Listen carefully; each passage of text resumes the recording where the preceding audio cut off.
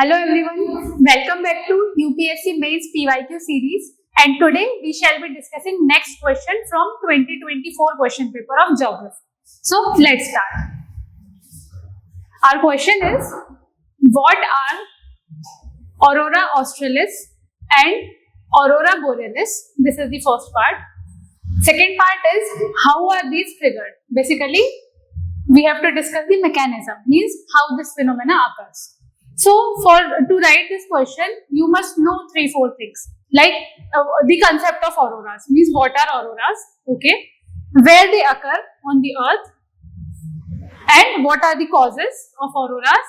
And if you want to add more value to your answer, you can also discuss that are they present only on earth or on other planets also, whether they can be seen on other planets or not, okay. So, let's start with the basic concept of what are auroras. See, these names, that is australis and borealis, these are basically these depend on the hemisphere, whether the lights are present in northern hemisphere or southern hemisphere. So see, auroras are basically the natural display of lights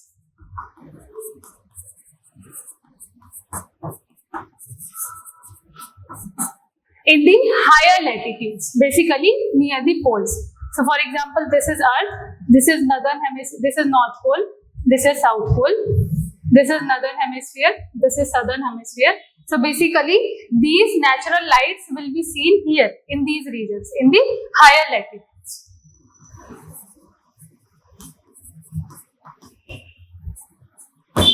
Okay, so we have discussed this. What are they?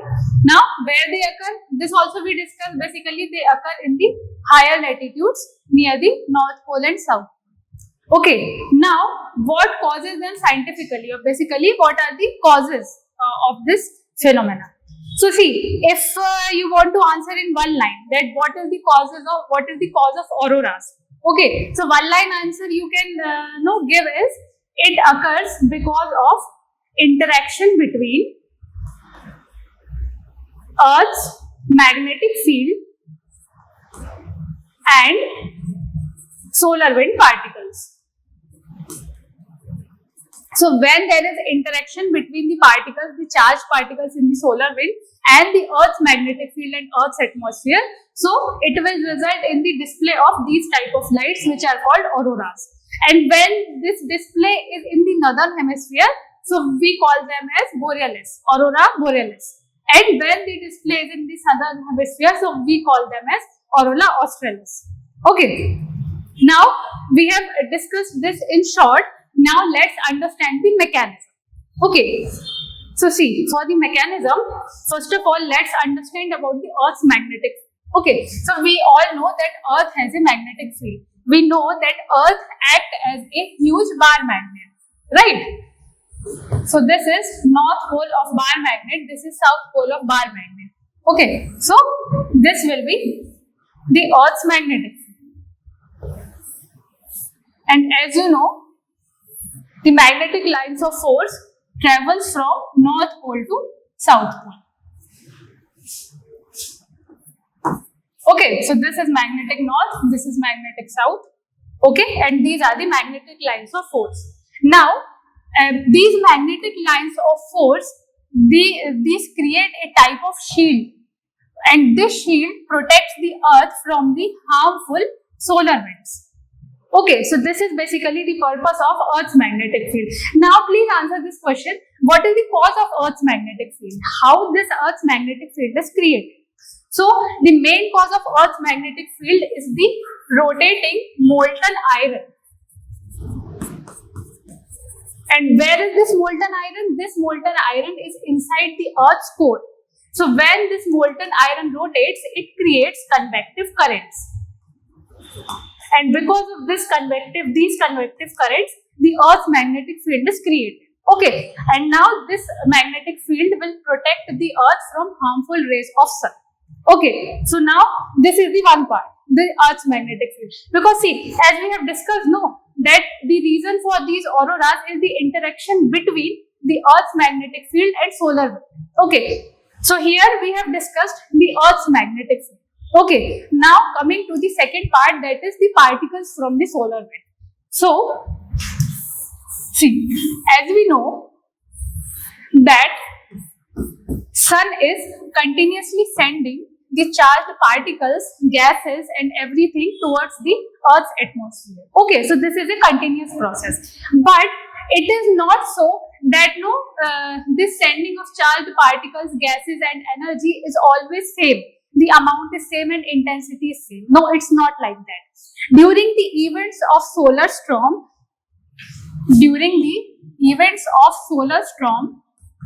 and particularly if I talk about coronal mass ejections, what sun does is, sun releases a huge balloon of gases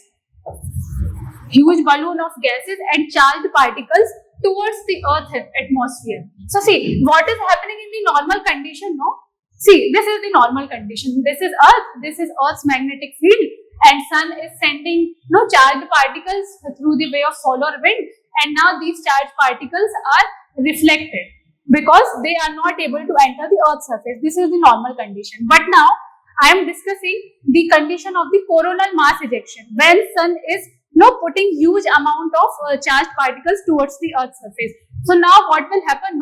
Some of the charged particles will try to enter the higher latitudes of the Earth's surface, because all the other charged particles will go on here, they will be deflected from their path, but some of the charged particles will try to interact with the atmosphere of Earth.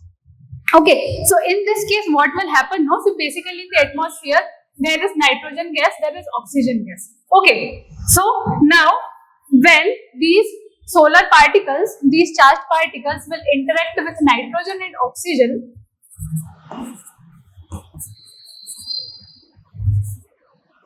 they will produce the colorful lights. Okay, so when the interaction is with nitrogen, so the lights which will be produced will be blue or violet. And if the interaction is with oxygen, so the lights will be red or green. So basically this is the thing. When the charged particles present in the solar wind, they interact with Earth's magnetic field and Earth's atmosphere. So they will produce these colorful lights, which are basically called as auroras. Okay, so basically we have discussed first part, what are they, where are they produced, and how are these triggered. Basically it is asking the mechanism. Okay, so now please pause the video, take 7 minutes to write the answer, then we shall be discussing the detailed answer. Okay, so let's start.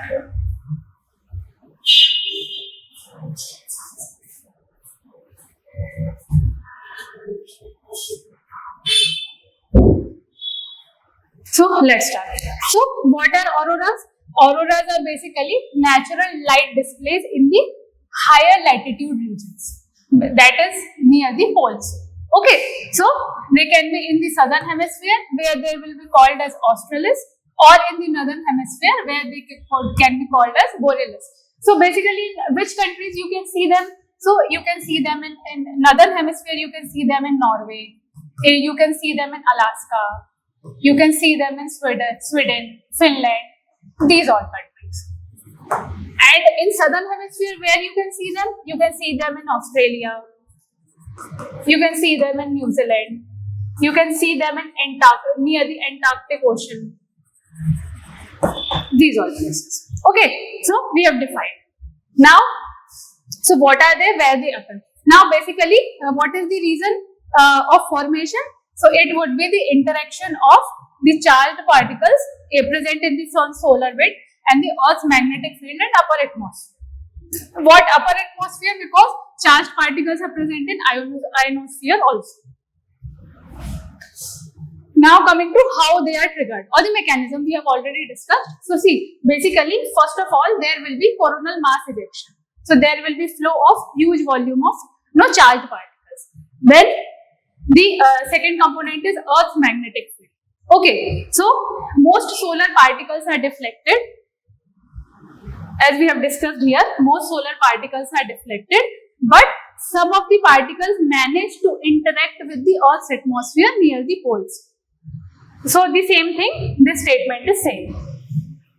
Most of it are deflected, but some are guided by the magnetic field towards the polar region. Okay, then there will be the collision between these two things. And if the collision is with oxygen, the color will be green or red. And if it is with nitrogen, color will be blue or violet.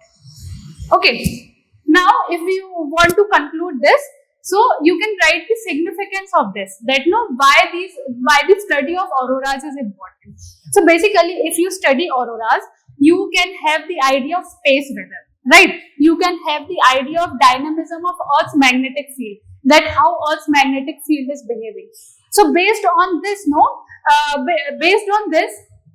you can plan your satellites, you can plan your communication system, you can plan your navigation system, because these all things try to hinder our communication and navigation systems. Okay, so study on this is very important. And if you study further, it can help in the weather forecasting also. Okay, so in this way, you can conclude this topic with the significance that why the study of auroras is important. Okay, so that's all for this question. Thank you.